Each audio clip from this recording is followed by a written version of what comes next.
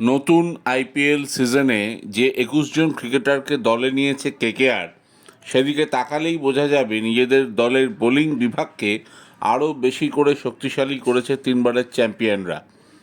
চেষ্টা করলেও মিচেল স্টার্ককে ধরে রাখতে পারেনি তারা। ধরে রাখা সম্ভব হয়নি শ্রেয়স এবং ফিল সল্টকে। এই জায়গায় অস্ট্রেলিয়ার বাঁহাতি ফাস্ট বোলার স্পেন্সার জনসনকে দলে নিয়েছে কেকেআর।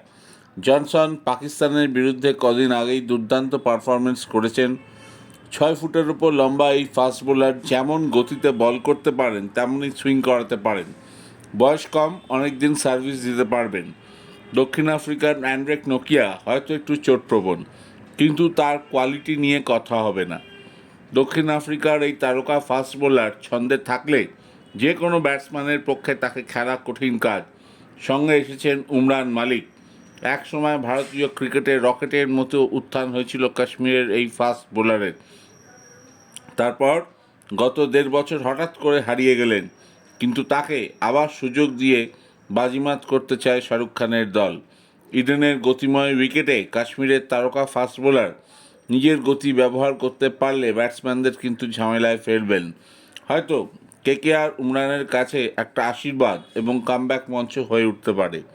এর সঙ্গে অভিজ্ঞ ইংলিশ অলরাউন্ডার মঈন আলী চেন্নাই এবং বেঙ্গালুরুর মতো দলে খেলেছেন। বিশ্ব ক্রিকেটের অন্যতম সেরা অলরাউন্ডার মঈন কেকেআর ড্রেসিং রুমের ওজন বাড়াবেন। তার মতো সাহসী ক্রিকেটার এই দলের সম্পদ হতে চলেছে। মাত্র ১.৫ কোটি টাকায় কলকাতা পেয়ে গিয়েছে রাহানেকে। অতীতে তিনি একবার খেলে গিয়েছিলেন শাহরুখ খানের দলে। যদিও প্রথম দলে তার সুযোগ পাওয়া কঠিন, তবুও তার অভিজ্ঞতা ফেলে দেওয়ার নয়। পাওয়ার প্লে ব্যবহার করার ক্ষেত্রে বিশেষ করে প্রথম ৬ ওভারের রাহানের অবদান অতীতেও দেখা গেছিল এবং এবার সুযোগ পেলেও তিনি দেখাবেন। তাছাড়া তিনি ভারতের অতীতের টেস্ট ক্যাপ্টেনও ছিলেন। কম খরচে কলকাতা পেয়ে গিয়েছে অনুকূল রায়, লভনিস সিসোদিয়াদের মতো ঘরোয়া ক্রিকেটারদের। তবে ওয়েস্ট ইন্ডিজের টি-20 ক্যাপ্টেন রবমান পাওয়েল এবার নাইট ব্রিগেডের সবচেয়ে বড় বাজিমাত করার মতো ক্রিকেটার। আর ফিল সল্ট হাতছাড়া হলেও কুইন্টন ডিকক এসেছেন। তিনি ফর্মে থাকলে আর কোনো দুঃখ দুর্দশা না হওয়ারই কথা। তা আশা করা যায় সব মিলিয়ে ব্যালেন্স দল গড়েছে কলকাতা। স্পিন বিভাগও তাদের দুর্দান্ত। ফাস্ট বোলিং তো ওয়ার্ল্ড ক্লাস। টুর্নামেন্টের অন্যতম সেরা ফাস্ট বোলিং তাদের।